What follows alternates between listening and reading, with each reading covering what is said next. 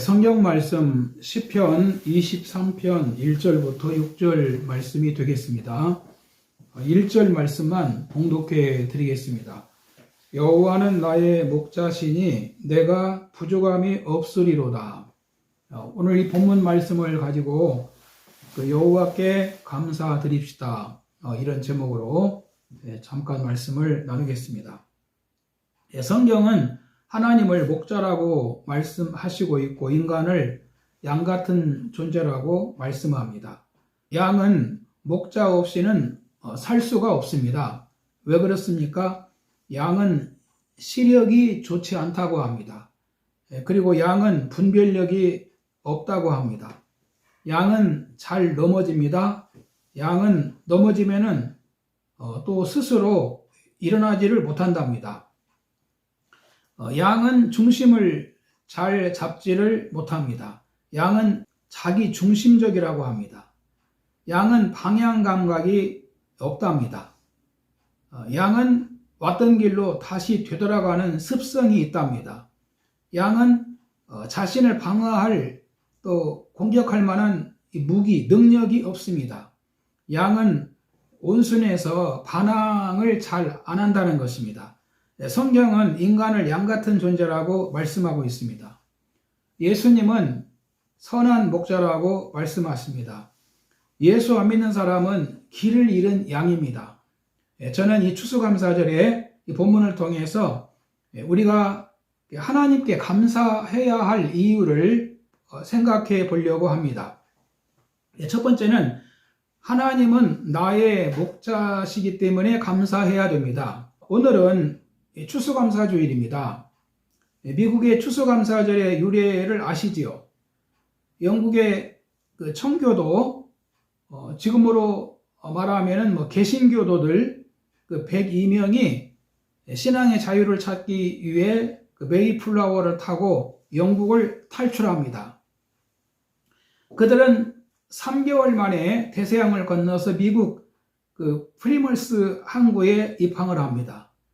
영국의 메리 국왕이 캐톨릭을 영국 성공회로 명칭을 바꾸고 수장법을 제정을 해서 국왕이 교회의 머리가 되고 권력을 가진 국가가 성도들의 신앙을 마음대로 좌지우지하려고 하는 것을 보고 이 개혁주의자들이 강력하게 반대를 했습니다. 하지만 그들의 요구가 받아들여지지 않았고 도리어 자기들 요구를 따르지 않으면 핍박하고 불이익을 주고 그리고 국왕 마음대로 하려고 했습니다. 그래서 이 개혁주의 개신교도들이 영국을 탈출한 겁니다.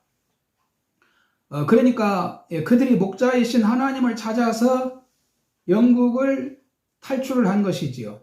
여러분, 이 세상은 지금도 하나님을 따르지 못하게 회방하는 악한 세력들이 있습니다. 악을 조장하고 하나님을 반대하는 그 사탄의 세력과 유혹이 있다는 것입니다. 에덴 동산에서도 뱀이 아담과 하와를 꿰어서 하나님의 음성을 불순종하게 하지 않습니까? 그러니까 우리에게 하나님을 따르지 못하게 하는 이 악의 세력이 있다는 것입니다. 이것이 요한계시록에 보면은 그 마귀와 그 세상 통치자들과 그리고 음녀인 이 세상 문명이라고 말씀합니다. 그러므로 우리가 목자 되신 하나님을 섬긴다는 것이 얼마나 중요한지를 알아야 됩니다. 양은 목자가 지켜주지 않으면 짐승이 물어갑니다. 우리는 하나님이 나의 목자이시고 나를 인도하시는 분임을 알고 하나님이 우리의 목자이신 것에 대해서 감사를 드려야 됩니다. 두 번째는 그가 나를 푸른 풀밭에 놓이시며 쉴만한 물가로 인도하시기 때문에 감사해야 됩니다. 이 본문에 보면 여호와는 나를 푸른 초장과 잔잔한 물가로 인도하시며라고 하셨습니다. 저는 이 말씀이 단순히 우리의 물리적인 것만을 위한 말씀이 아니라고 생각합니다.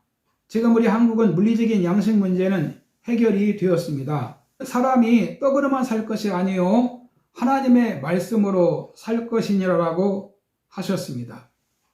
사람은 떡으로만 살 수가 없습니다.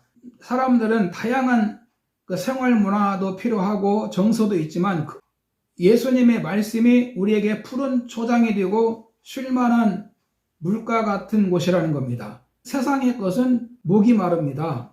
예수님이 그 수가성 여인에게 이 물을 마시는 자는 다시 목마르지만 내게 와서 물을 마시는 자는 영원히 목마르지 아니하리라, 그렇게 말씀하시지 않았습니까? 예수 그리스도가 우리에게 푸른 초장이고 잔잔한 물가입니다. 요한복음 6장 49절 이하에 보면은 나는 하늘에서 내려온 살아있는 떡이니 사람이 이 떡을 먹으면 영생하리라. 내가 줄 떡은 그 세상의 생명을 위한 내 살이니라 하시니라. 그래서 예수님이 내게로 오라, 내가 너희를 편히 쉬게 하리라고 말씀을 하신 것입니다.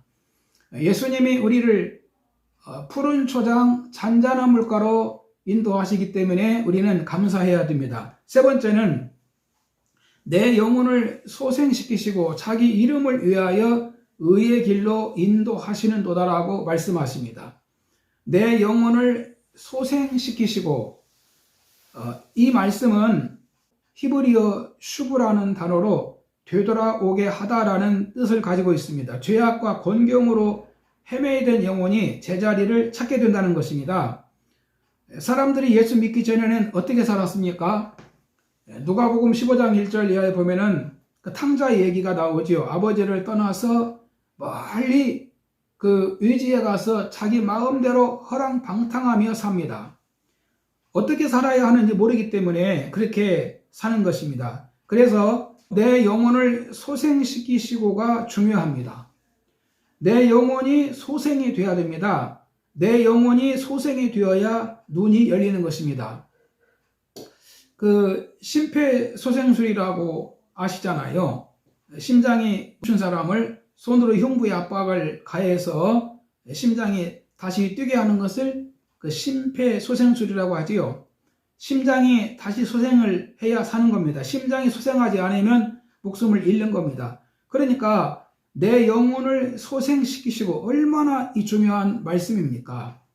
우리 인간은 죄로 내 영혼이 죽어 있었습니다. 에베소서 2장 1절 이하에 보면은 허물과 죄로 죽었던 너희를 살리시고, 하나님은 우리 영혼을 소생시키시고 의의 길로 인도하시는 분이십니다. 예수님은 우리 영혼을 다시 소생시키셨습니다. 베드로전서 2장 24절에 보면 친히 나무에 달려 그 몸으로 우리 죄를 담당하셨으니 이는 우리로 죄에 대하여 죽고 의에 대하여 살게 하려 하심이라. 그가 채찍에 맞음으로 너희는 나음을 얻었나니 너희가 전에는 양과 같이 길을 잃었더니 이제는 너희 영혼의 목자와 감독 되신 이에게 돌아왔느니라라고 말씀하십니다. 예수님의 대속으로 우리가 거듭난 것입니다. 그리고 자기 이름을 위하여 의의 길로 인도하신다고 하셨습니다. 여기서 의의 길이란 도덕적으로 의로운 삶을 말하는 것보다 평탄의 길, 형통의 길을 뜻한다고 할 수 있습니다. 세상의 넓은 길은 보기에는 환한 길이고 대로 같지만은 결국에는 사망의 길이고 멸망의 길이라고 말씀하셨습니다. 우리를 누가 의의 길로 인도할 수 있습니까? 예수님이 우리의 목자시기 때문에 인도하신다고 말씀하고 있습니다. 하나님의 인도하심을 받으면서 살 수 있기를 바랍니다. 그 찬송가 380장에 보면은 그 괴로운 세상 지날 때 나를 인도하여 주소서. 주를 믿고 나가면 나의 길을 잃지 않겠네. 날마다 주를 찬송하겠네. 주의 사랑의 줄로 나를 주께 매소서. 그런 가사가 있습니다. 주를 믿고 살면은 나의 길을 잃어버리지 않는다는 것입니다. 여기 자기 이름을 위하여라고 하셨지요. 하나님의 인도하심의 목적은 하나님의 이름을 위해서 의의 길로 인도하신다는 겁니다. 다시 말하면 하나님의 영광 때문에 우리 모두를 의의 길로, 하나님의 영광스러운 길로 인도하신다는 것입니다. 결론입니다. 우리는 그가 날마다 목자 되신 하나님 여호와 로히의 인도함을 받고 있었음을 감사해야 됩니다. 또 일상생활에서 함께 하신 하나님께 감사를 드려야 됩니다. 여러분, 목자가 우리의 모든 걸 책임져 줍니다. 영원한 천국으로 인도하실 것이고 또 우리의 필요한 것을 준비하시고 그리고 보호하시고 지키시고 또 이 땅에서 우리로 내게 부족함이 없는 그런 삶을 가지게 하신다는 것입니다. 여러분, 이 추수감사주일 지난 한 해 동안 하나님이 함께 계시고 우리의 목자가 되셔서 우리 곁에 계시고 우리를 도우시고 지키시고 인도하신 하나님께 감사하는 주일이 되기를 바랍니다. 할렐루야.